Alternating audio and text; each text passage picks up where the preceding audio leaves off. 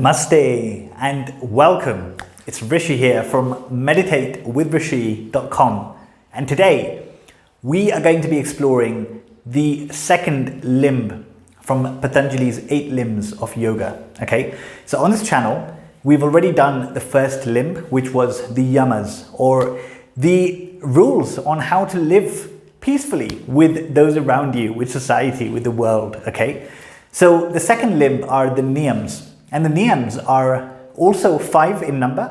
They are observances of how to live your life, essentially, with yourself. You know, some discipline, some ways to live that will give you a lot of peace, a lot of clarity, and help you progress on the path as a yogi. Okay, so let's begin with the first one. The first niyam is Saucha or Sauch. Now, this simply means purity.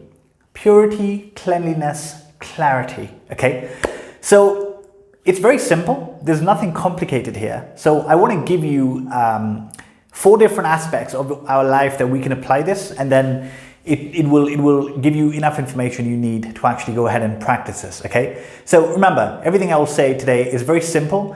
The application is where, you know, it can get difficult, and this is upon us, essentially. Okay, so purity, we're going to discuss it in terms of purity of body, of mind, of our environment, and purity of our habits. Okay, so the first one, purity of body. What does this mean? Very simple. Purity of body is the simple things: good hygiene, showering, brushing, you know, taking care of yourself, essentially, because it's only when you feel clean that you're going to sit down to to meditate. Otherwise you're not going to do that, right? Then another one is emptying your bowels. This is, a lot of you are not doing this every single day. Did you know that? So it's really important, especially as a yogi, to empty your bowels, because when you're doing the practices, when you're doing pranayama, for example, right? You need a very clean body. The system should be clean. The system should be light, essentially. Okay. Then the food that we're taking in, the food again that we eat, should be clean, should be pure. This is where a sattvic diet comes in, right? Vegetarian, plant-based food, the food that you know is good for you, that comes from Mother Nature. Okay, so it's very important to have this, because the food that we eat, right? We become what we eat. So if we're eating loving food from Mother Nature, then our mind will be loving as well. Okay, it really is that simple. Okay. So that is the body covered. The next one is purity of mind. Now this is where I feel all of us can do a bit more work and be a bit more mindful. Okay, so having clean thoughts, essentially. Clean thoughts, you know, what is coming out of your mouth? Are they bullets or are they flowers, you know? So how do we do this? Now, one thing I think we don't pay a lot of attention to is what is actually going in. Okay, so the science of yoga says that any experience that you have, whether it was a traumatic event as a kid or you scrolling social media and seeing the post, okay, anything that comes in through your senses and is processed by the mind, it gets stored in there, okay, and it is stored there in your subconscious mind. A small aspect of it, a seed called a samskara, remains. And that seed will one day sprout, right? This is why you can just be sitting there and all of a sudden a negative thought comes and you're like, you start worrying about something, right? That has nothing to do with what you're doing at that point. So it is really important that we filter and we are mindful of what we're taking in, okay? So things like negative news, social media, violent movies, gossip, all of these are negative seeds. And if we, you know, you reap what you sow. So if we're putting these negative seeds in, then the garden will be a garden of toxins instead of a garden of flowers in our mind. Okay, so it's really that simple.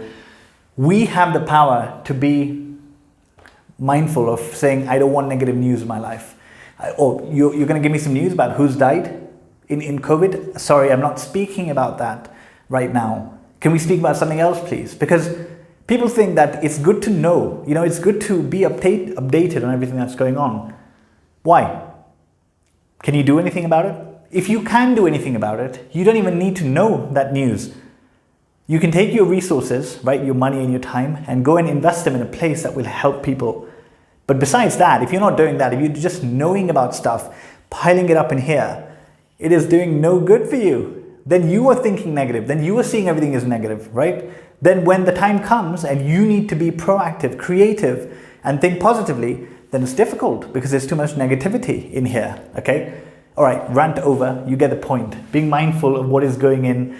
Is it, are we planting seeds that are toxins or that will one day, sprout to be really beautiful flowers, right? So that is purity of mind. Now, purity of environment, right? This is what your mom and dad have been telling you ever since you were a kid. Clean your bedroom, clean your workspace, clean your kitchen, clean all these things, because our environment essentially is a reflection of what is happening in here. So when somebody comes into your space, when somebody comes into your room or your home or your kitchen and they see what is there, they're probably thinking, this is how this person's mind is, and we judge others in that way, but we never think about it for ourselves, okay? So the environment, is maybe a reflection of your mind, but it's vice versa as well. So if you clean your environment, then it's going to be much easier for you to feel peaceful, clean, clarity, right? So environment, and then purity of habit. Okay, so yogis, right, are very, very disciplined and particular about their habits, right? So things like cleaning your bowels. What time do you go to the toilet? It should be the same time every day, so your body gets used to it. What time do you practice your meditation and your yogic practices? Should be the same time every single day, right? Without fail. So your body gets used to it, and you have no excuses then, right? What time you sleep, what time you eat. If you create a nice routine for your life where you know what you're doing at what time, you know what time is your chill time, or if there's something else that comes up, what time will you do that? Having that kind of lifestyle gives you a lot of just freedom mentally. You don't have to wake up and think, oh, what am I doing today? There's no need. You already know, right? You know what's happening. And this just frees up a lot of mental space.